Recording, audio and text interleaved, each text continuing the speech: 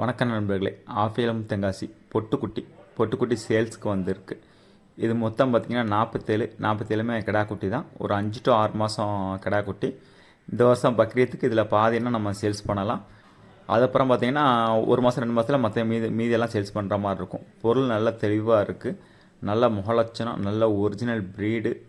Live wait பார்த்திங்கன்னா 24 to 25 kilo confirm வரும். பொருள் நல்ல தெளிவாக இருக்குது. இப்போ ஆல்ரெடி பிபிஆர்லாம் இன்ஜெக்ஷன் எல்லாம் போட்டிருக்கோம். குடல் புழு எல்லாமே நீக்கியிருக்கோம்.